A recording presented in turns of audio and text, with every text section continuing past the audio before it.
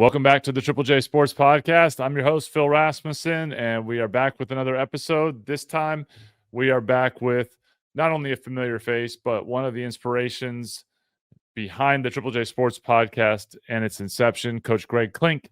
No longer an active coach, believe it or not, retired, long, successful career, certainly in the books, but nevertheless surprising to me when it happened. But Coach Clink retired from his tenure at Chico State, is now enjoying his opportunity to watch his youngest son, Ryan, wrestle at Cal Poly San Luis Obispo, and for he and his wife, Courtney, to go and enjoy weekends and different things that were always taken up with his coaching career.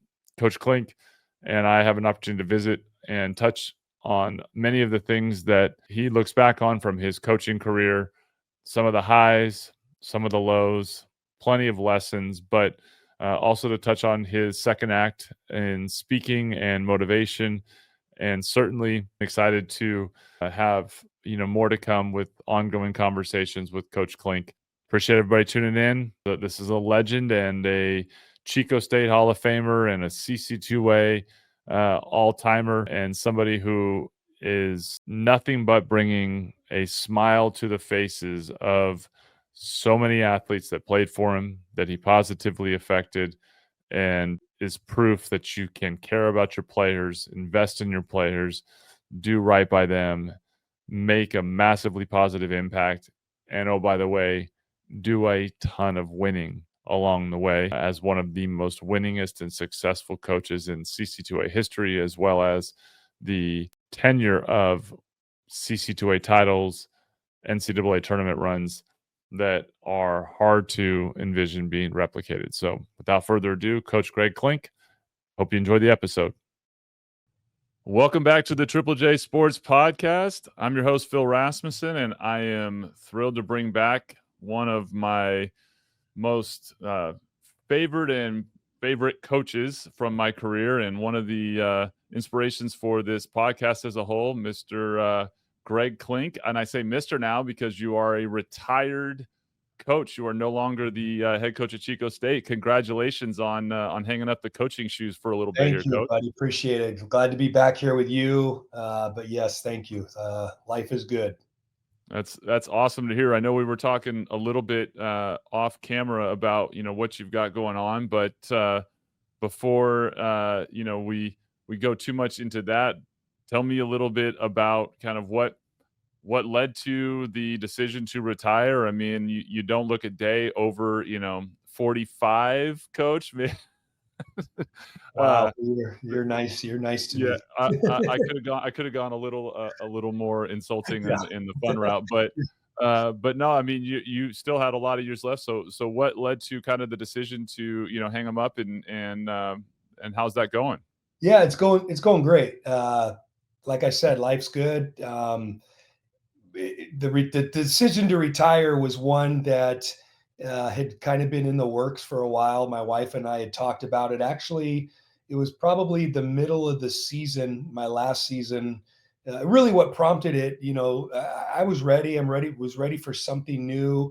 But really, what prompted it is my youngest son, as you know, is a wrestler, and he wrestled 4 years at Chico High School, was one of the top wrestlers to ever come out of the program in Chico, and qualified for 3 state tournaments, placed in the state tournament his senior year. And with all that being said, because basketball and wrestling seasons are at the same exact time, I probably saw less than 15 matches of his throughout the course of his high school career. And it bummed me out. It was something that I missed out on. I told you he went to 3 state tournaments. My wife went. I didn't go.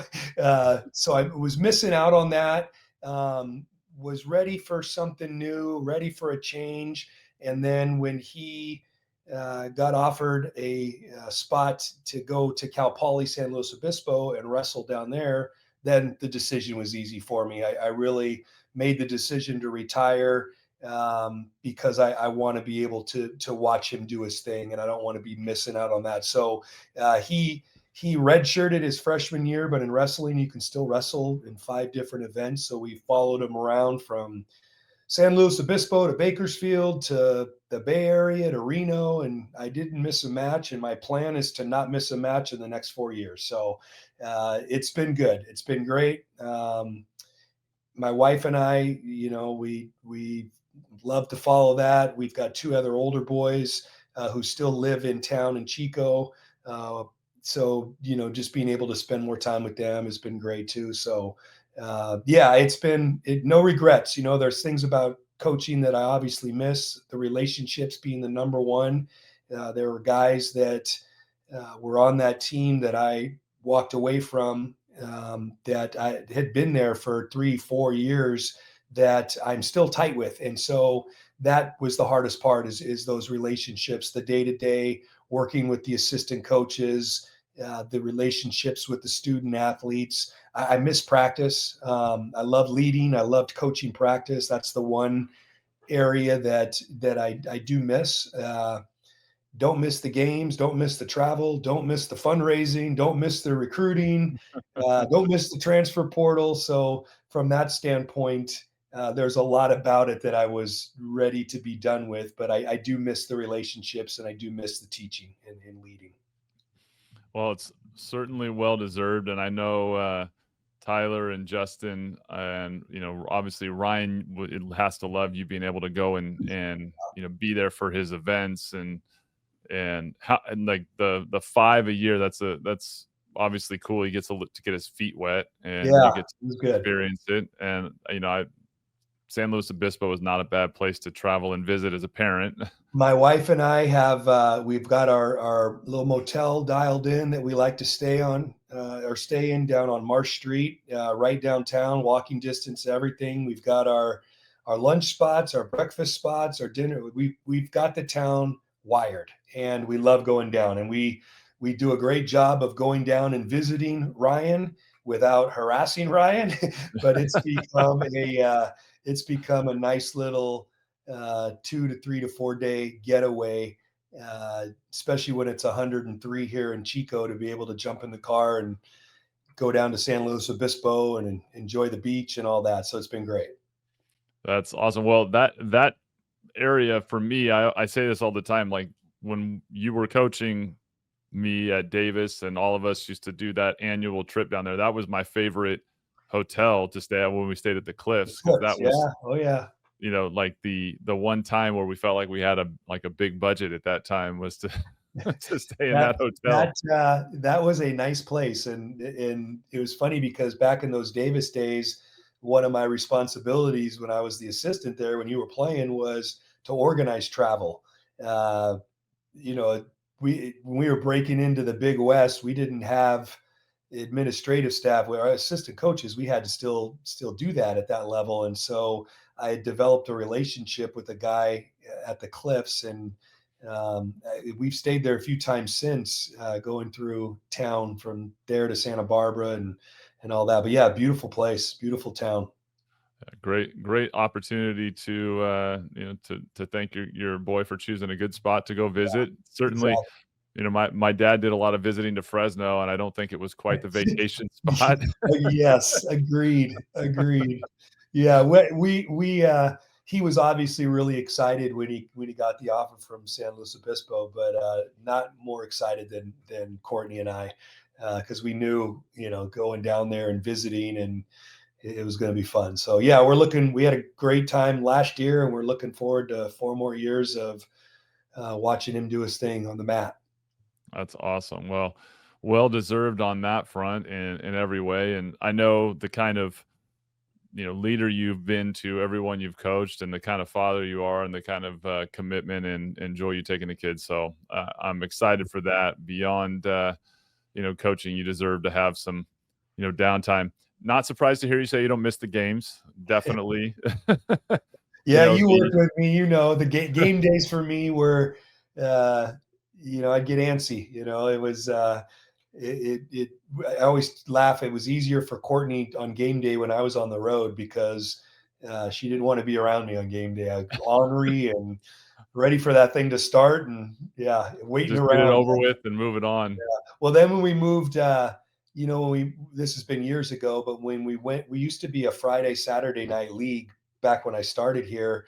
And then we moved to Thursday, Saturdays, and then most of those Saturday games became afternoon games. And so that to me was one of the best things to happen, to not have to wait around till 7:30 at night to get those games going. So Get them going. yeah, there's, like I said, there's a lot I do miss about the coaching career. Was phenomenal for me. I couldn't have asked for a better experience. I couldn't have asked for better people to work with. Chico, obviously, it's not a perfect play. Any place at the Division II level, especially in California, it's never a perfect job. There's always things that need to be better, and most of those things have to do with money, scholarships, staffing, salaries, budget, travel budget, equipment budget, all of that. But you couldn't pick a better place to work in terms of the people. The athletic director I worked for, Nita Barker, she was there the whole time I was there. She was phenomenal. The coaches in the athletic department, I mean, it was just a great atmosphere and place to coach my last 17 years. I coached for 30 years, my last 17 at Chico State. So it was a great time. There is a Hall of Fame spot somewhere waiting very shortly for you. I know you made probably one of the most impressive runs in terms of Division II success, and to know that was more of a byproduct of all of the things that you enjoy about building a culture and in helping young men improve is really a testament to what I think people really need to hear, day in and day out, which is when the lights come on, it's all the stuff you did in the dark, and it's all the stuff behind the scenes that you did such a great job of. So when you look back at those years, and you touched on obviously all those things that you miss, what is there a season or a game or a particular moment in a season that, when you look back, really jumps out, like where you'll crack a smile and remember? I'm sure there's plenty, but are there a few that really stick out to you? There is plenty. We could do a whole podcast on the question you just asked, but one of the things that really jumps out to me, and I'll preface this by saying that I will never claim to be the greatest basketball coach in the history of the game. I'm not. I have my limitations. But the one thing that I will brag about, and one thing that I know we as a staff, and I had a lot of different assistants over the years, but one thing we did a great job of, as good as anybody, is we did build a culture. And we built a culture by recruiting great guys. And I've been asked my recruiting philosophy at different times over the years. And my recruiting philosophy is very, very simple. It's to recruit really good basketball players that are great people. And I'll say that again, because I didn't say great players. And at our level, we're not going to ever get a complete player. There's always going to be something that needs to be worked on, a deficiency, whether that's their body, their game, their mind, their academics, whatever it is. You're not getting a perfect player at our level. And so it was to recruit really good players that we felt like we could develop, that were great people. Right? Great people. Yeah. Like, you had to be a great person for us to recruit you and take you and all that. So we built a great culture by recruiting great people. But to answer your question, the thing that we really did in those first couple years, Gus Arginal, who you played with obviously at UC Davis, was my first assistant, and I coached Gus for 4 years at UC Davis. When I got the job at Chico State, he was my head assistant for 3 years. And we were on the same page. And that's really why I hired him. He knew the type of player that we wanted to coach, the type of culture we wanted to build. So we had this vision.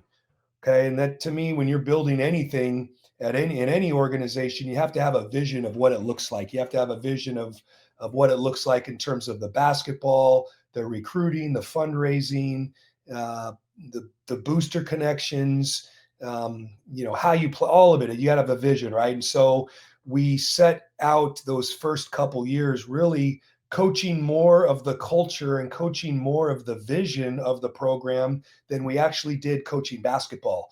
And it was really about, teaching that vision to everybody in the program and then holding them accountable for that vision. And that's the biggest part, right? You got to have the vision, but if you're not going to hold people accountable for the vision, then the vision's pointless. And so I had this vision. It was year 4. So this is the 2011, 2012 team. So it was our 4th year. Gus had taken a job at UC Davis. So you remember this well. We were in the hunt for our first conference championship, and we're playing, I think it was East Bay. We're playing East Bay the last game of the year, and we had clinched a piece of the CCA championship. And if we could win that game at home against East Bay, we would win the outright first CCA championship ever won at Chico State, right? And so that whole week I had this vision in my head because I knew what it was coming down to. I had this vision in my head of us winning the championship outright at home and cutting down the nets. And the vision included Jay Flores. We had 2 seniors, Jay Flores and Josh Jackson. And I envisioned both of them, one at one end, finishing off the net and keeping it. And then the other at the other end, when we cut that one down, of cutting down the net, the last one, and keeping it. And I think that I was on the radio with Mike Baca in the gym, and I'm watching this vision unfold, watching Jay cut down the last piece of the first net and keeping it, and then watching Josh Jackson do the same thing at the other end. So that's something that's always stuck out of my mind. And when I talk to groups, I do a lot of speaking now, and when I talk to groups about vision, that's one thing that pops into my head is I had a vision of what we wanted to do with the basketball program in a lot of different areas. And one of them was obviously winning and competing for championships. And then that vision got really detailed for me that year. And then to watch that actually happen was really surreal. That is very much something that I remember, the net cutting. I remember all that, but that's cool to hear because I don't know that I can picture what a better description of seeing something come to fruition than you were just breaking really down. amazing. It was really amazing to see. My wife is a life coach, and she talks a lot about manifestation and having a vision and acting and believing that it happens before it really happens. And I often think back to that moment, and I saw that in my head almost exactly like it unfolded in real life. So that's one, there's lots of games and lots of different things that happened and championships won and the way they're won and all that. But that's one that really sticks out as a great memory. I love that story. And that's such like, to me, it hits home a lot right now with just a lot in life with where my kids are at and conversations I have of, being able to believe and see something that others don't yet believe or see, and being able to stay true to that belief through the failure, right? Through the moments where the doubters are there, or people, can kind of get into your head that maybe that's not possible. And then being able to realize it is, those are the moments that sports creates for a lot of athletes and coaches, right? That help you in life, is that you have those to lean on where people think you're crazy for believing in something like that coming to fruition. Yeah. And it was one of those things too. And I really tried to enjoy it too, because it was the first championship that I had obviously won as a head coach, and the first CCA championship that Chico State had ever won. And as well as I do, you don't know if those things will ever happen again. Obviously they did, and some bigger things happened for us as well. But when you win something like that, like when I got the Chico State job, one of the questions that our athletic director asked me, she said, "Do you think you can win more games than you lose?" Well, I'm in an interview situation, so what am I going to say? Yes. Yes. And I did believe that. I played basketball at Chico State back in the 90s. I knew, the potential this program had, especially as we started to get more scholarship money and all that. But if she would have said, hey, do you think in the first 4 years you can win a championship? And I probably would have said yes. But if I don't know if I really believe that. So Yeah. for me, it happened faster than I thought possible. But really, we go back to that culture, and let people throw around that word a lot, but the culture with which we operated. And I would tell you were in on meetings when I would talk to recruits, and I would say, the culture with which we operate is as good as anybody's in the country. And I'm talking about the Dukes and the North Carolinas and the Arizona. I'm talking about the way we operate on a daily basis, the way we speak to each other, the way we treat each other, how we work together on a daily basis. I would put it up against anybody in the country. We do a great job building relationships with the student athletes. We get buy-in. They believe. Times are changing with some of that. We used to redshirt almost every freshman that we got and develop them. And I think that's a bit of a flawed system now with the way the transfer portal is now. But I really felt like the way we operated and how we got things done and what we could accomplish in a day by working together and treating each other right was as good as any.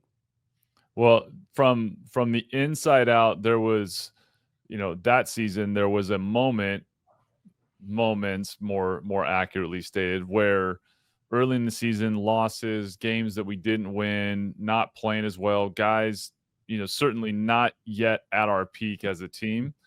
And what separated and led to the success was how you steered the ship and the way you were able to both critically coach, right, improve without losing that culture, right, maintaining the connectivity and the buy-in, and that propelled us to going up in terms towards our peak as the season wore on versus the other direction. And really the last part of the season, if you'd asked us mid-season if we thought we would win a title, we weren't really in that position, right?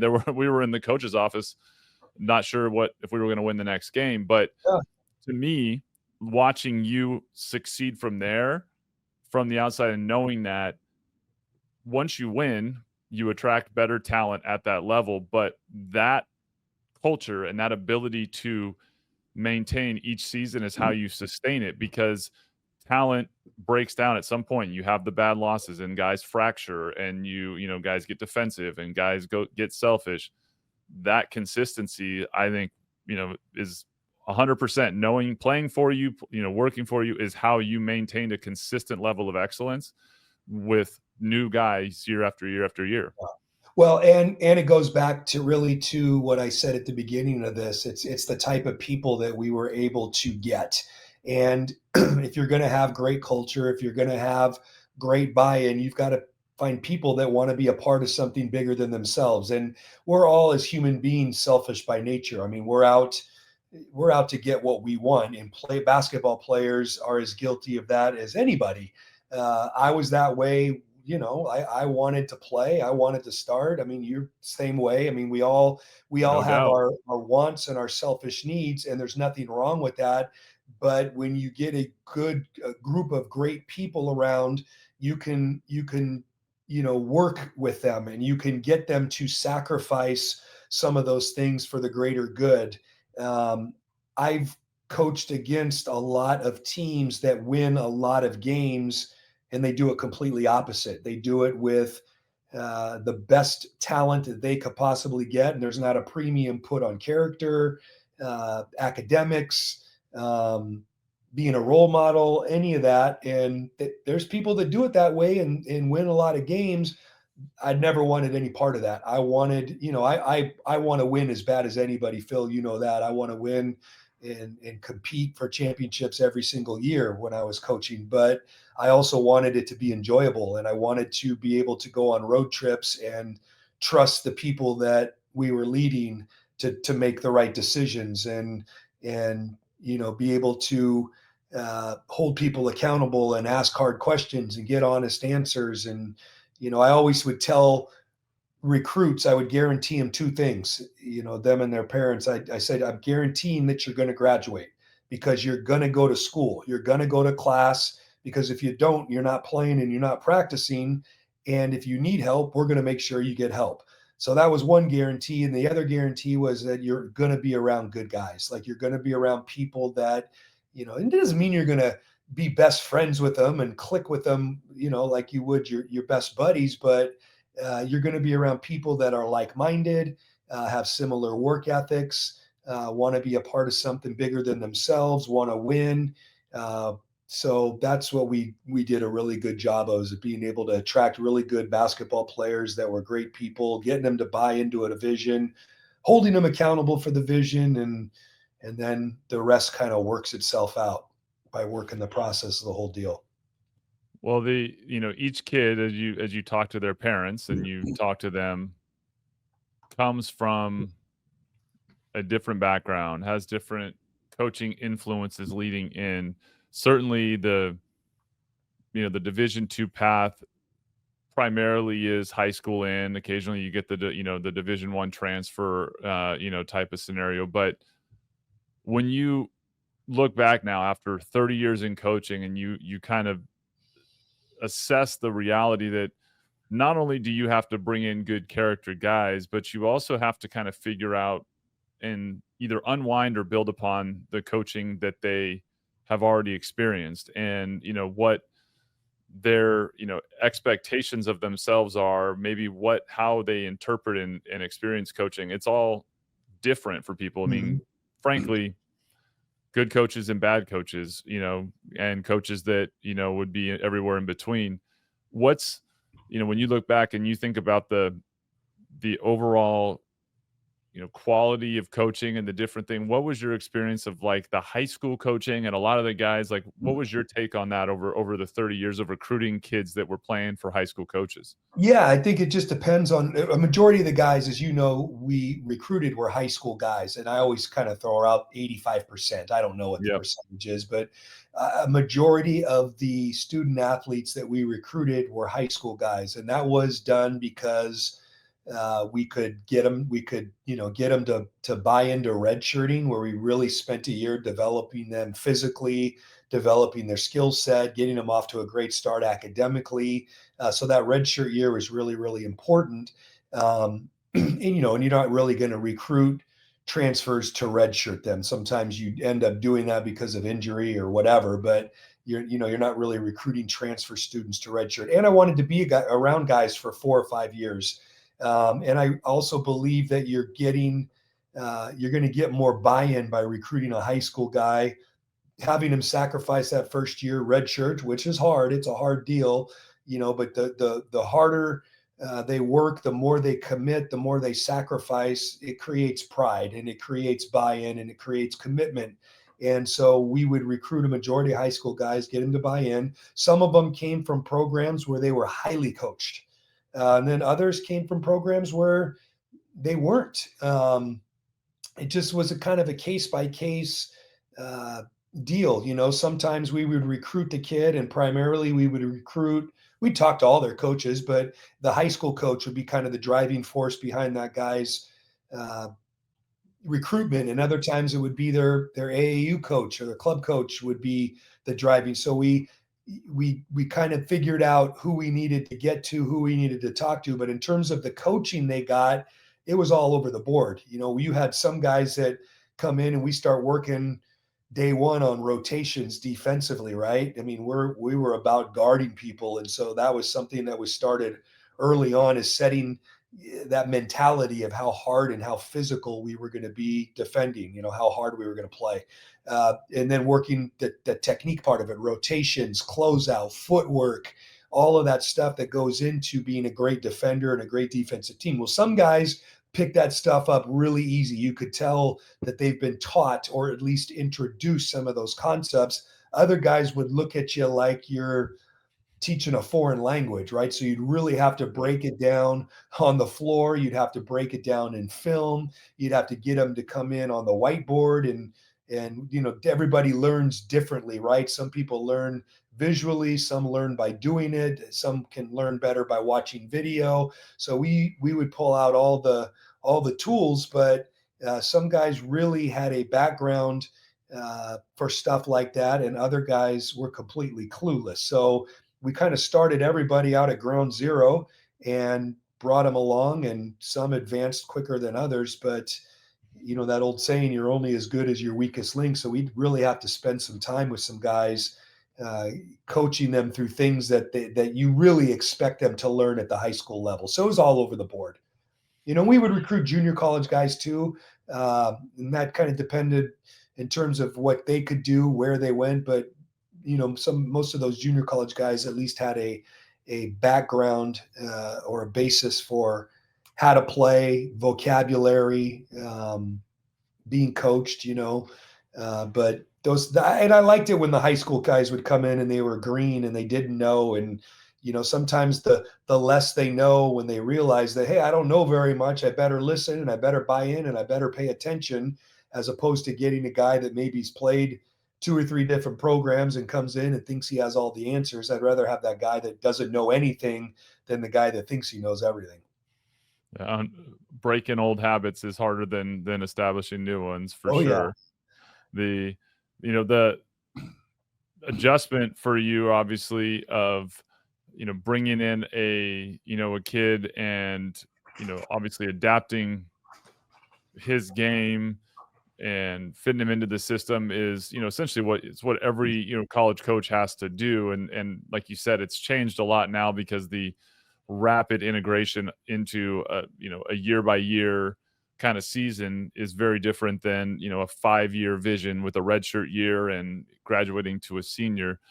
When you've stepped out of the game and now you're retired and moved into not only being a dad but now speaking and sharing the message that has led to so much success in your coaching career, what's your goal, and what is the ambition for kind of act 2 for you to share your message now?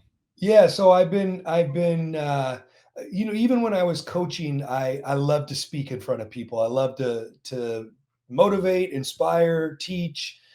So I would do a lot of speaking during my coaching career to different groups, clinics, businesses, booster events.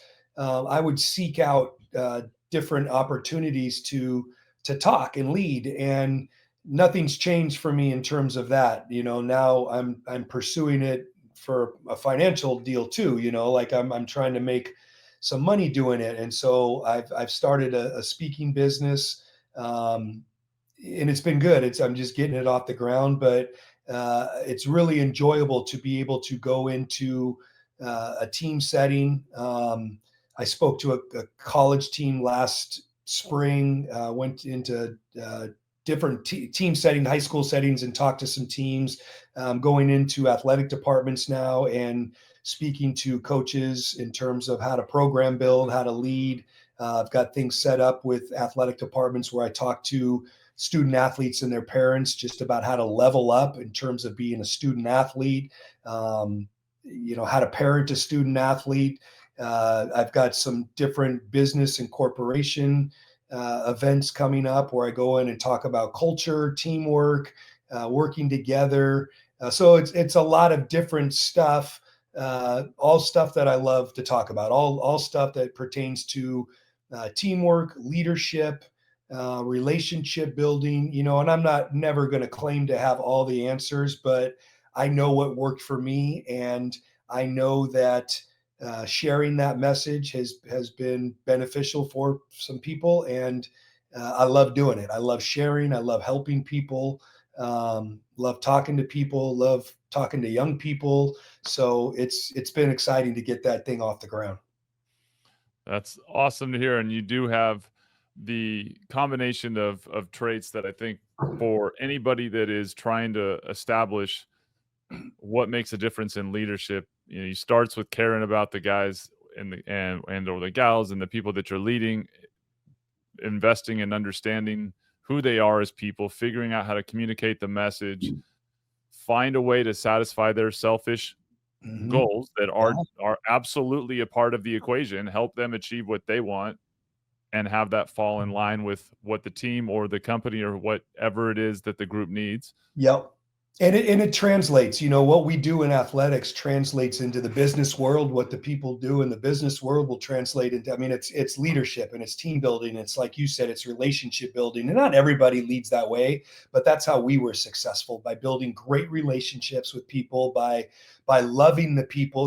I don't throw that word around. Like, I love the guys that I coach. I love the assistant coach. I love you, man. I loved coaching you. I loved working with you. So for me, that was really the enjoyable piece of it, was the relationship building. And I always believe that, at least for me, the stronger relationship I had with someone, the easier I had leading them, because we cared about each other and we were after the same thing. I do believe, going back to college athletics, I do believe that it's becoming harder. And we talked about recruiting high school guys and having them for 4 or 5 years. Well, now, as soon as somebody, especially at our level, at any level now, they get good, and what happens? They get picked off by the next level, right? But NIL money or a Division I scholarship or a higher level, whatever it is, you're not keeping guys around like we used to, right? And Yep. the rules are dictating that now, and it's become.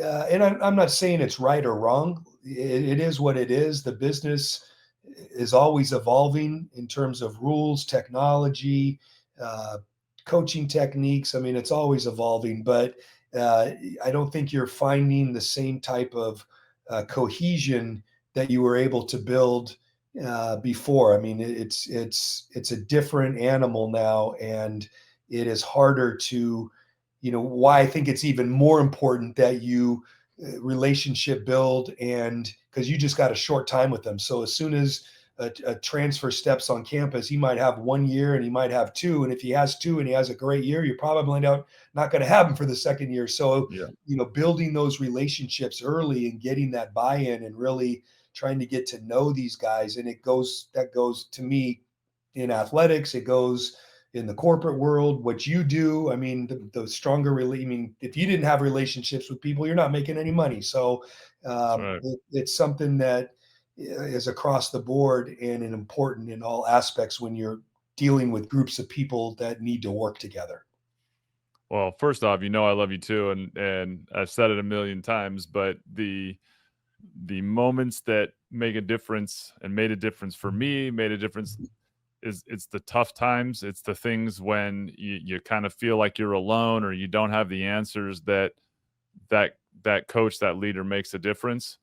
And it makes the impact. It's very different to celebrate with people that weren't there when you were failing than it is to Right. celebrate with those that had your back when you were in the dark times. And you notoriously have made an impact. I could go down the list of all the guys from myself and everybody I played with on that. Your ability to pick guys up where they were in their failed moments or their kind of under the clouds moments makes a difference. And I think it's a good question to ask you, because I think leaders a lot of times lose sight of the challenges are the opportunities to make an impact, and at times the desire to succeed creates, it's an inconvenience that someone's struggling or that something's going on or that this adversity hits. But really great leaders see that as the opportunity to build the culture and the connection and the relationship you're describing. So talk a little bit about your approach to that, or just your instinct in helping guys through the difficult parts of things. Yeah, you talked about going through dark times, right? And going through hard times. I went through hard times when I was a student athlete. I played at Chico State. I came to Chico State after having a pretty successful high school and junior college basketball career. And I got here, and really, there were times when I felt like an afterthought. I didn't play very much. It took me a redshirt year, a junior year with just sitting on the bench, and finally carved out a role my senior year. But I had, and we're talking about athletics, right? It's not life and death, but we treat it that way, like it is. And Absolutely. there were many dark times and many times that I had where uh, I questioned what I was doing, why I was doing it, and thankfully just kept showing up. Like I said, well, I'm going to show up. I'm just going to keep showing up, showing up, showing up. And it not only paid off for me, but it taught me a lot about myself. But I had coaches that did that for me. And I guess my point with this is, you use you as an example, because I can remember some of those conversations that we had when you were going through it, right? And I guess I first of all appreciate you saying that I had an impact, but I think the reason I was able to was, one, I cared about you, but two, I'd been in your shoes, and then I always felt like, in terms of coaching, I always did a pretty good job, and I didn't meet everyone's needs, but I did a pretty good job of valuing the guys on our team that didn't play or didn't play much, right? That guy in the 9th, 10th, 11th, 12th, 13th, 14th role, where they're barely seeing the floor. Some of them aren't seeing the floor at all, finding ways to make sure that those guys knew they were valued. And that could be by taking them to lunch. It could be by, bringing them into the office and telling them, you're proud of them. It could be like by calling them out at the end of practice, in front of their team. I mean, I was always trying to find ways to make sure that those guys knew we valued them, because I'd been in their shoes. And I think there's a lot of successful coaches that were great players, right? Yep. And they've never been in that situation. And sometimes I think that guys like that lose sight of what it's like to be a guy that doesn't play or doesn't play much, because they never experienced it. Well, I experienced it a lot, and I knew what those guys were going through. And so I would try to always have an open door policy. Like, if you want to talk about something, you might not like the answer, but I will talk to you and I will be brutally honest with you. But I also really tried to show everybody, especially those guys that didn't get a lot of kudos or pats on the back, or playing time, that I loved them and I cared about them and I valued them.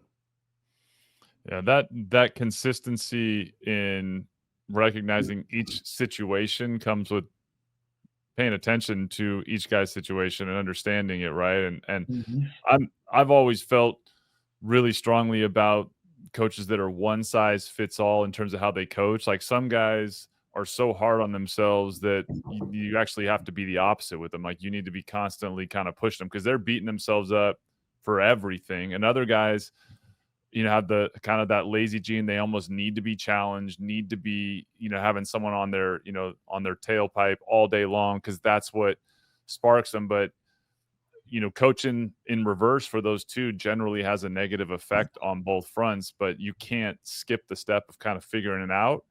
Yeah. And, it's trial and error sometimes with certain guys, right? But what was your approach when you were trying to figure guys out? Did you, try to mix up your style with them and push a guy and then pick a guy Yeah, up? Did you have kind of a mindset around it? I was myself, right? I was intense. I was aggressive. Uh, I like it passionate. I like practice to be hard. I like it to be physical. I like it to be intense. So that's the type of energy that I tried to bring every day. Now, in terms of coaching guys individually, you can't coach everybody the same. And so there were certain guys that I could be harder on. Uh, and I was demanding of everybody. There were certain Yeah. standards that everybody had to live up to, but how the buttons that you pressed, everybody's got different buttons, right? And what might work for you isn't going to work for somebody else. And sometimes it's trial and error and while you're getting to know a guy. And sometimes, you step over that line with certain guys and they can't handle it, and it kind of blows up in your face, and then you got to go clean up the mess. But that's just part of it, right? And Yep. and I was never somebody that was going to yell and scream at you, call you names. I mean, that's just not who I ever was or want to be. But it was intense, and if you didn't walk through the door ready to go, it wasn't going to. You remember the red door? Like, when you walk through the red door, like, you had to be ready. And there were times when certain guys weren't ready, and it didn't work out for them. Like, you had to have a certain mentality to do what we did on a daily basis. But in terms of coaching guys individually, I really believe you got to build relationships, and you got to figure guys out, and you got to know what works, what doesn't, how hard you can push someone, who you can use as an example. There were certain days I remember doing this with Jalen McFerrin, Jay Flores, Isaiah Bro. I mean, these guys that were tough guys that you could coach hard, right? I remember telling Jalen before one practice, I said, hey, listen, I don't know what you're going to do in practice today, but there's going to be a point where I come after you, right? I am going to come after you, and it's going to be loud and intense. And I'm doing that so that everybody sees how you're supposed to handle that. Because I knew he would handle it well, but it took it took some doing that sometimes, and setting the example of or the demand of what you wanted, the type of effort you wanted, and then holding guys accountable. And you just had to find different ways to make sure everybody rose to that level. But yeah, you definitely have to find what works for each guy. And taking the time to explain, like I said, giving a guy a heads up you're going after him is certainly different than a guy getting blown up over, his shoelace being untied for 5 seconds. Yeah, well, and like a guy like Jalen McFerrin and Isaiah Brooks, I mentioned Jay Flores, and those were some of our Mike Rosa, I mean, just great point guards, right? That were tough guys, and they could be coached, and they could take it. And but yeah, you give them a heads up. You knew they were going to handle it right regardless. But when you give them a heads up and they know it's coming, well, then they really handle it right. Then they're really on point. Like they know what they're about. Yeah. Yeah. And so then you go back and you maybe have to jump another guy, and he starts pouting, and you saw what I did with Jalen yesterday, right? And now that's how you're going to respond to. I mean, so we try to find all these little tricks in our coaching bags, but in terms of coaching guys, it's really about finding what works and what motivates and what inspires different people, just like in anything. There's a lot of the, to me, effect that pushes forward. I mean, that I talk about it a lot, but when you are affected by positive leaders and coaches, that leads, leaders create better leaders, create, the trial and error that you would have to kind of figure it out. It's the role models, it's all those things. So from your leadership, a lot of great leaders have been built and taught and are off now coaching. I mean, you mentioned Jay, just, had him on season 2 here, and he's off coaching off with Coach Cobb, and with all the relationships you formed and the people that you've been able to affect, there is, tons and tons for you to be proud of. Like you said, missing the relationships. When you look back at the things that didn't go right, or the things maybe in the career like that you would say, I would do that differently, or games that you read, is there a few moments where you're like, all right, that's a moment where I learned from it, but if I could go back, I would do this differently? And I don't think there's anything that I would really specifically look at and say I would do this differently. I feel like I made a lot of mistakes along the way. I mean, when you're coaching or teaching or doing anything with people, you're going to make mistakes. And so there are many things that I could probably think of or that could come to mind in terms of, well, I did that wrong with this guy, or I didn't communicate the right way with him. So I know that there's a lot of that, but I don't have any regrets or look back and say, oh, I wish I would have done, this big picture stuff anyway, done that differently. We had a vision, and the vision, we tried our best to make that vision perfect. It wasn't always perfect, but we got pretty close. And it was really about just the communication, holding people accountable for the vision. In terms of looking back and I wish I would have, I think the only thing I wish I would have done differently is find a way to enjoy the success more. After that first championship in 2012, I thought, well, maybe this might be the only time we ever do this, right? But I don't think I enjoyed it, but I don't think I enjoyed it enough. I think as soon as the season ended, we started recruiting again. It was like, okay, well, we have to do that again, right? We went to the NCAA tournament. We won a game. First NCAA tournament game Chico's had won, right? Well, we got to do that again. Okay. And then in 2014, we won our first West Region championship. And if you would have told me we would have won a West Region championship when I took the job, just based on the way the job is set up from scholarships and staffing, I would say, oh, come on.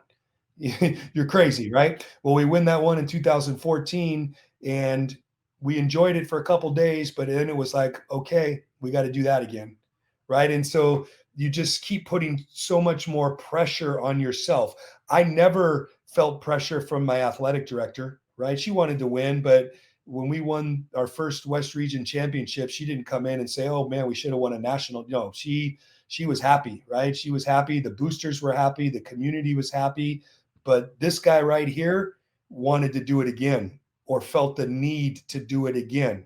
And so we had a run there. You talked about the run. We had a run where we won the West Region Championship in 14, the CCA Championship again in 15, the CCA Championship again in 16, and then our second of 3 West Region Championships in 2017. And every time we accomplished that, it was like, okay, well, we have to do that again. We have to do that again. We have to do that again. And then we came back that next season after the 17 regional, and we barely missed the NCAA tournament. I'm getting my years mixed up, but we barely missed it. I think we were one win away from getting in. And you talk about like we were. I mean, we had a great year, but we were not happy, right? And we had set this bar, not really knowing we were setting a bar, but we were setting a bar. And instead of like, and it's, I know I'm rambling here, but you're bringing back all these things that used to go through my head. But after that first West Region Championship in 2014, I remember telling Chris Cobb, I'm like, dude, it's all gravy from here. Like, I'm going to come back next year. I don't know how good we'll be, but I am going to have fun. I'm going to enjoy this. I'm not going to put pressure on myself or anybody else. We're going to just enjoy this deal. Well, as soon as the school year started and the season started, all of that nice talk went right out the window, right? And it was gratifying because when you work at something as hard as we worked at to accomplish what we accomplished is gratifying. But to say, oh, I had fun? No, fun isn't a word I used a lot in terms of my coaching career. Gratifying, rewarding, memorable, but like there were times at practice I'd have fun, but like, was that journey fun? Fun wouldn't be how I described it. There was a lot of other positive words I could use to describe it, but I wish I would have had more fun. So I'm, in a roundabout way, coming back to your original question. If I had to do over again, or if there was any, I wish I would have enjoyed the deal more, right? I wish I would have had more fun doing it, but it's easy to say because I don't think I'm wired like that. I think that a reason that we had a lot of the success is because I could not let my foot off the gas pedal. And that's at least how I felt. But that doesn't make for a real enjoyable experience all the time. I'll tell you one thing that really hit home with me. So I used to listen to the Howard Stern show. Okay, I don't anymore, but back in the day, I used to listen to the Howard Stern show, and I was listening to an interview. This has got to be, I was at Chico State. I don't know what year. I was listening to Howard Stern interview Jerry Seinfeld, and Howard was talking about just that amazing run that Jerry Seinfeld had with his sitcom Seinfeld, right? Like, what was it, 11 seasons or something? 9, I don't know how many seasons, but one of the greatest sitcoms ever, right? And Howard was like, oh man, that had to be so fun making that show. And I'll never forget it because it hit home with me. And he goes, fun? He goes, no, that deal wasn't fun. He goes, we accomplished a lot. I mean, I'm proud of it, but no, I wouldn't call it fun. And that hit home with me because that's how I felt about coaching. Like, it was gratifying. We accomplished a lot. I have no regrets, but I wouldn't call it fun. It was a grind. And looking back on it, I wouldn't have changed it. Like I think if it was just fun and games, everybody could be good at it. I mean, it took a group of us that we set an expectation, we accomplished it. Well, can we do it again? Well, we're gonna do it again. Well, we do it again. Yeah, we're gonna do it again. It just kept raising the bar, raising the bar, raising the bar, raising the bar, which led to a lot of success. But it was a grind. It was a grind for sure. Well, I think that's really the epitome of what most successful athletes and anyone that's really at the top of any craft or profession, there's an element of that where I always kind of look back at my experience and go, there was always something to chase. And even now in life, like there's always something that you're pursuing that's greater. And that is the finding the balance of appreciating where you are and enjoying it is I think one of the hardest things to figure out, because if you enjoy it too much, you get complacent and you're Yep. not driven and you're not putting enough pressure to be uncomfortable and challenge yourself to maintain a certain standard. I think that's why people talk about repeating championships is one of the hardest things to do Yeah. in sports for that Yep. very reason.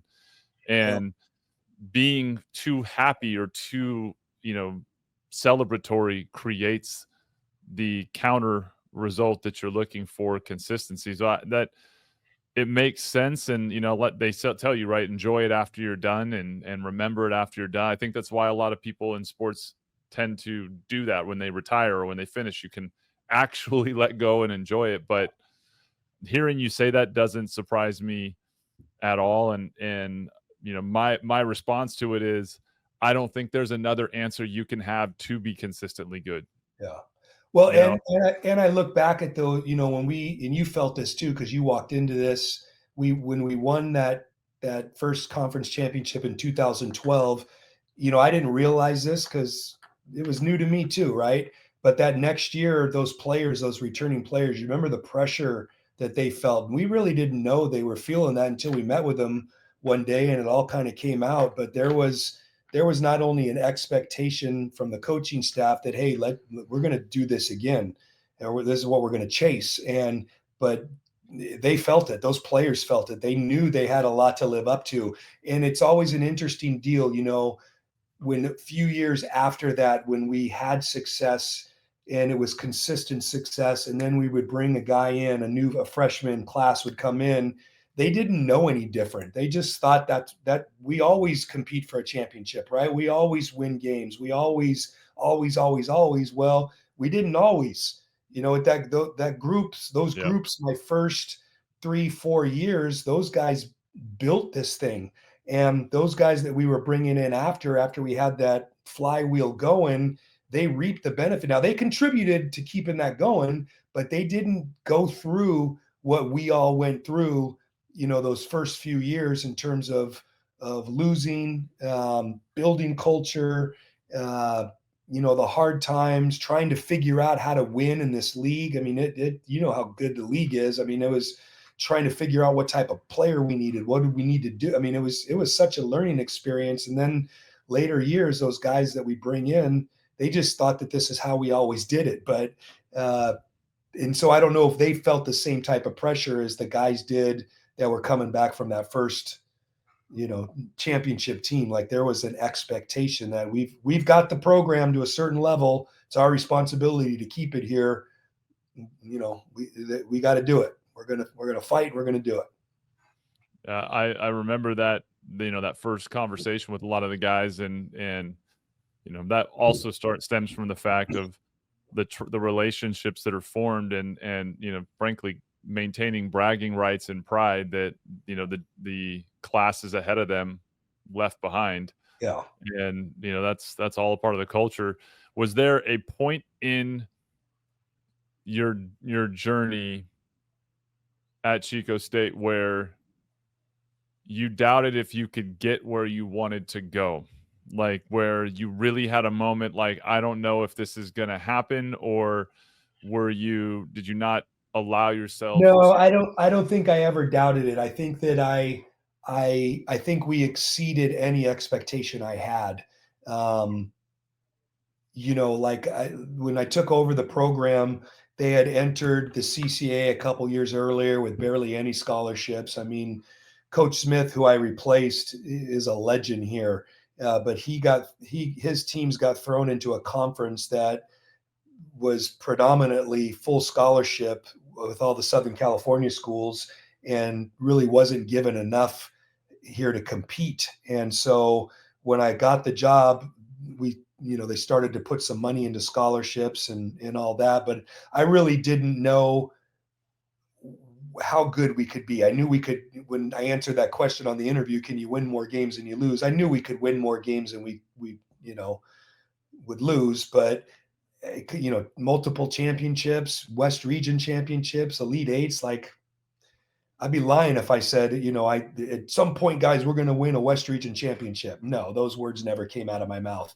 And you know me, like I never set those goals at the beginning of a season anyway. It was all about just what do we do today to get better, constant improvement, work the process. All those trophies are byproducts of doing all the right things with the right people.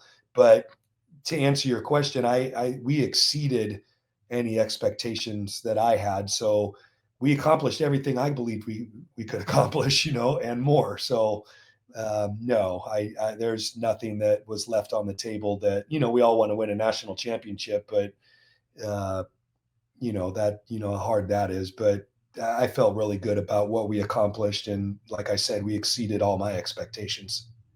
Yeah. The consistency is really hard to envision, not just a Division II program, but just really any college program maintaining that level of consistency, especially now in this day and age with the transfer portal. But and you can see it too. Like I watched my assistant who was my last assistant, Kevin Metter, took over as head coach for the season and then got hired towards the end of the season full time. So he's now the head coach, and it's well deserving. He did a phenomenal job this last season, and I watched every game but two. There were two. I think I was watching my kid wrestle, but so I missed 2 games, but I watched every other game. And the top 2 or 3 teams were really, really good. Chico State was good. San Bernardino was good. Dominguez Hills made it to the national championship game. They were good. I'm probably missing somebody.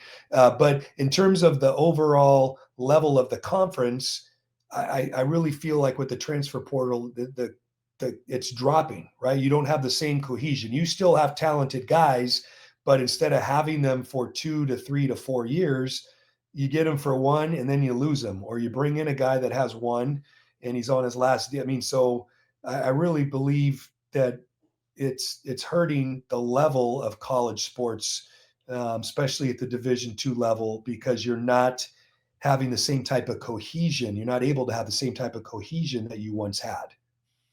Yeah, that really makes, I think its impact known at every level in different ways. And it's, the one and dones that started years ago, you bring in the top tier, but now it's pretty, that's basically what college sports is for everyone at every level.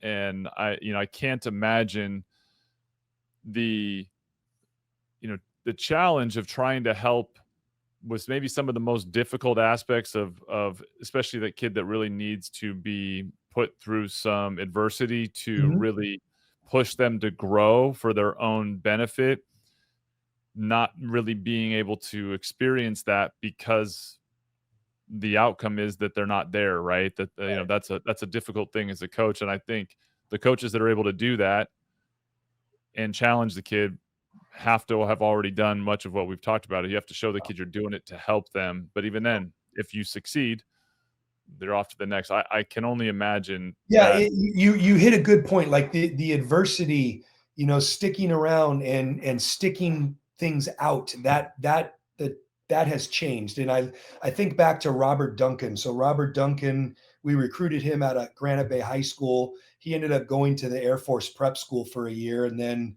transferred back. He transferred to Chico State. So we got him. He had already been out of high school a year. He came here as a freshman. He redshirted and didn't want a redshirt, but he redshirted and bought into that. And then his freshman year was during the 2014 West Region Championship team. He was a freshman. Robert Duncan may be in terms of winning, the greatest, one of the greatest players to ever.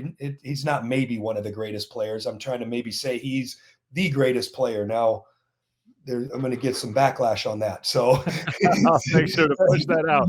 Yeah. You beat me to the question of who was the best guy you coached. So let's well, go for it. in terms of championships, none were better than him. He won a West Region championship his freshman year, won a conference championship his sophomore year, won another one his junior year, and won another West Region championship his senior year, and was an All-American and was the conference MVP. My point with bringing up Robert Duncan is after that freshman year, he redshirted, and then that freshman year, he barely played. He was playing behind Rashad Parker, Sean Park. He barely played, and he was not happy. But he stuck it out. And one, he didn't have a lot of choices because there wasn't a transfer portal, but he stuck it out and he grinded and he tried to stay positive. And that next year, he had a phenomenal sophomore year. He was MVP of the conference, but like you look back on the career he had and all the championships he won and the All-American, the MVP, the multiple All-League. I mean, he did it all. And it would have never happened for him if after 1 year things got hard and he decides to leave and go try it somewhere else, right? So you're missing out on those type of experiences because he was a good player. And I played golf with him a few weeks ago. I hadn't seen him in a while, and he called me and said, let's go play golf. So him and Jesse Holmes, who another former player, we met in Auburn and we played golf. And he started asking me about NIL money. And I was telling him just about different guys and what, at the CCA level transferring and what they were getting in terms of NIL. And I told him, I go, Rob, you were ahead of your time, man. After your junior year, you would have been making well over six figures in NIL money, but I'm glad I had you for 5 years. And he's such a great guy. He goes, oh, I would have left Chico. And I said, well, for $200,000, you might have left Chico. Yeah, and I would have been pushing you. So it was, times have changed. Times have changed, certainly. So that puts the question out there. We're putting that on record as Duncan is the greatest one. I'll make sure. Well, you've got a lot of greats that I coached and greats that were here before I coached. So I just quote me as one of the all-time greatest ever to play Chico State. One of well, the laundry list of guys from both your time at Chico and obviously going way back. I mean, when you think about the journey now and where you started, go back to the beginning and for a second, and the young Coach Clink getting started, pre-Gavilan, early Davis days, early, Bob Williams. Could you have envisioned your career playing out the way that it played out? What? I always envisioned being a head coach. I always envisioned being successful. I always envisioned making an impact on people, building great relationships with the guys. I don't know if, like I already kind of repeating myself, I don't know that I would have envisioned the amount of success we had in terms of winning. But I knew that I was a good leader, and I knew that I could have an impact on people. I knew that I liked mentoring people. I liked leading. I liked working with people, young people.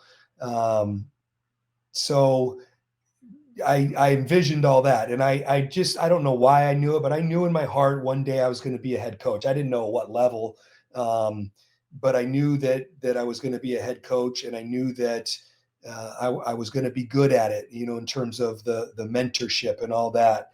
But like I said, I think we exceeded more than I ever thought possible. It was a phenomenal time in my life. I mean, all of my jobs, I mean, you know how it is when you break into coaching, unless you know somebody right away, you're working for free or you're working for peanuts.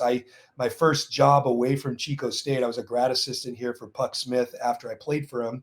Was here for 2 years as a grad assistant and just had a phenomenal experience learning from him. And then my first job where I actually got paid, I got hired by Bob Williams to go down to UC Davis when they were still Division II for $5,000. And I can remember driving back to the meeting with him and driving back to the Chico State office and walking into Coach Smith and saying, I just got a job offer for $5,000. I thought I hit the lottery, Phil. Like I'm like, you're going to pay me to come and coach at UC. UC Davis was one of the premier programs back in the NCAC days, and just to be able to make something and learn from a guy like Bob Williams. I mean, I was in heaven. And then got a JC head coaching job the next year for, I think I got paid $10,000. And then when Coach Williams got the Santa Barbara job, I went down there and was his third assistant for 2 years, and just making enough to get by, right? And I had no complaints. I had enough money to pay my rent, to maybe go out and have fun on the weekend or two. But other than that, I wasn't, I wasn't making a lot of money, but just having the time of my life. And so the journey, it was beautiful and great, and learned so much, and just had a phenomenal experience. And each stop, going back to Davis and working for Brian Fogel and then Gary Stewart, I just learned so much from everybody that I was around, and then was fortunate enough to have so many great assistants that were fun to be around, and learned a lot from them. So the whole journey was really, really special. Well, then I'll hit you with some quick hitters and fun, because you got 30 years behind you on this. But let's start with some fun ones. So give me a couple of the toughest players, because you're a toughness guy. So give me some of the toughest players that you coached in your career, assistant and head coach. Well, these questions aren't good because inevitably I'm going to leave somebody out. But we were down in San Luis Obispo last week visiting our son Ryan, and who lives down there is Justin Stearns. And so we had dinner with Justin Stearns, and he was one of the toughest dudes that I've ever been around. Ryan Moore, Gus Arginal, Rob Eson, who you talked about. I don't know that I'm going to name any of the Chico State guys, because if I do, some of them are gonna blowing up. The next time I go to a wedding, it's going to be, oh yeah, you said I was tough, but you must not think he's tough. And like these guys, you know how it is. I get around these guys, these Chico State guys, trying to stir the pot right now. Yeah, they coach. Who is the best starting backcourt that you've ever coached? And then you've got Rashad and Sean Park, asking this in front of DeMario and Jay Flores. And so I don't think I'm going to name any Chico State guys. Let's just say that there were a plethora of Chico State guys that I would consider extremely tough. And, Phil, I valued that part of it, right? I valued, you had to be able to pass and dribble and shoot and play defense and all that. But the toughness part really for me was an intangible that you had to have some of, and not everybody is going to be a pit bull, but you got to have some toughness, and you got to have some grit to you in order to survive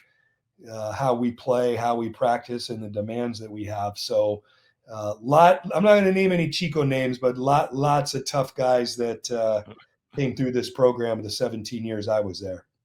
Love it.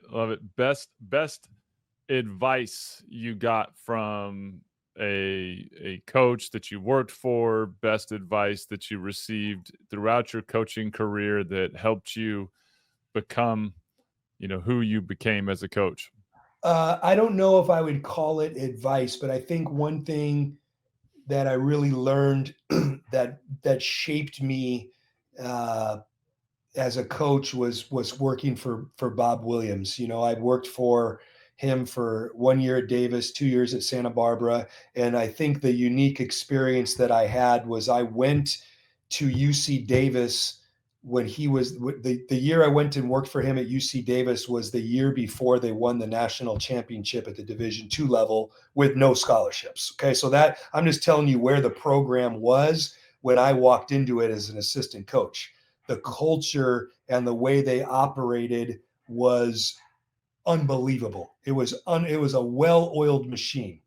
Okay. And so then fast forward 2 years later, he got the Santa Barbara job. They had fired the previous coach, and the situation we walked into at UC Santa Barbara was horrible. I mean, in terms of the character and just how they operated, academics, and so it was a complete overhaul. So I'm not going to call it advice, but I learned what it looked like at UC Davis. And then those first 2 years we went to Santa Barbara, I got to watch the man and how he built it from ground zero, right? How he built the foundation of a culture and how you have to coach that culture every single day. So not necessarily advice, but in terms of learning experience and something that stayed with me for those next however many years before I got the Chico State job. I mean, I never forgot about that. Like when I took over at Chico State, we were in a similar situation. Like there was some building that needed to be done and some people that needed to be cleared out. And I mean, I went to war with it like he did when he was at Santa Barbara. So can't think of any specific advice, but in terms of maybe the biggest learning experience I ever had, it was right there. And that definitely reflected in the firsthand journey I saw with you. I will, something that did pop into my head just now in terms of advice. Puck Smith told me one time, and he said, and he terms talking about games, and he said, he goes, you never get too high and you never get too low. And I've seen that man after some losses. I'm not sure he lived up to that every game, and I know I didn't. I mean, there were wins where we celebrated it, and there were, but probably not as hard as I took the losses. Like the losses were sometimes devastating, and I can remember certain ones and the way they would end, and I would wake up in the middle of the night and kind of replay the event in my mind, but flipping it, like, oh, if we would have made that shot that didn't go in, or if they would have missed that shot that went in as time expired, and that was just my own little way of torturing myself at 3 a.m. But anyway, there was his advice. He goes, don't get too high, don't get too low. I often thought about that during seasons. It's like, okay, yeah, we won. That was a big win, but put it behind us, right? Move on to the next one. Don't try not to let the losses, bring you down and affect your energy level. Like you got to be a little bit even keeled. And I felt like I projected that, but sometimes on the inside that was hard to live by. 100%. I think the losses stick far more in our brains than the wins there. For sure. It's a part of the urgency around it. But all right, so last one, and then I want to have you share your website and what you're doing with the coaching. But what is if you had to give a young coach starting out right now your best Greg Clink advice on how to be their best coach going forward, what would your advice be? So it's going to be, it's going to be a multiple answer here. So the first one is, you got to be a good guy. You got to be a great guy. You got to be a great role model. To me, that is the biggest thing. You have to be there for the guys. You have to work really hard for whoever you're working with, whether that be the varsity coach you work under, the head coach at the college level. If you're walking into a head coaching role, there's always somebody above you, right? Like you got to be reliable. You got to be honest, be a worker. In terms of dealing with the student athletes, you got to be a great role model. That would be my advice, is like, be honest, work hard, and be somebody that these young people can look up to.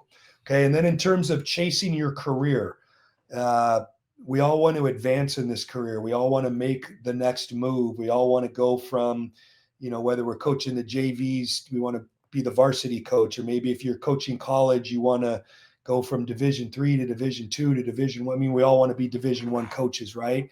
You got to separate yourself.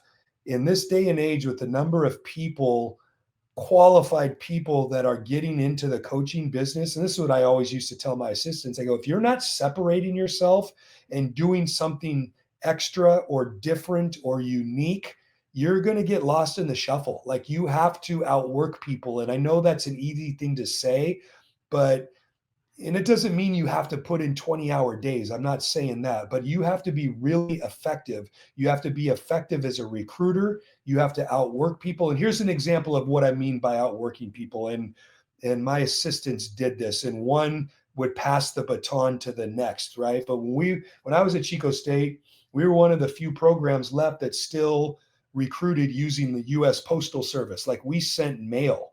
Okay. And to our top recruits, they were getting something in the mail almost every single day from our assistant coaches. And I know that wasn't happening at a lot of the places we were competing against, but that was one way where Gus Arginal separated himself, right? And then he passed that on to the next guy and the next guy and the next guy. And that just kind of became the thing when you walked into that job. This is how you do it. Here are the mail out. This is how you do it. And this is or one way we do it, right? There's a lot that goes into it, but finding ways to separate yourself, in terms of your coaching, your player development, your recruiting, your how detailed you are. Like, you have to become a wanted commodity. And I've had a lot of assistants that have left here that have gone on to bigger and better things in terms of coaching different levels, becoming head coaches. And those guys, I mean, they separated themselves. They became valued, and people saw the type of success we had. And they knew that a huge part of that was because of the guys we recruited, the guys they recruited, the players that they helped develop. So be a good guy, be a great guy, be honest, work really hard, be a great role model, and find a way to separate yourself from the masses, in a positive way. That is very much something that can be broken down to all levels and skills. So I love the advice, and in true Clinker fashion, for sure. And I think that goes with any profession, right? You can see that in what you're doing now. Like, it's those guys that show up every day, right? Those guys that you can count on every single day. They're going to be there.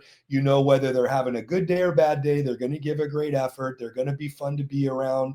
They're going to make it enjoyable. They're going to do a good job. They might make mistakes, but they're going to make the mistake one time, and they're going to fix it, and they're going to be accountable for it. So all of that stuff, I think, in any profession, it speaks volumes.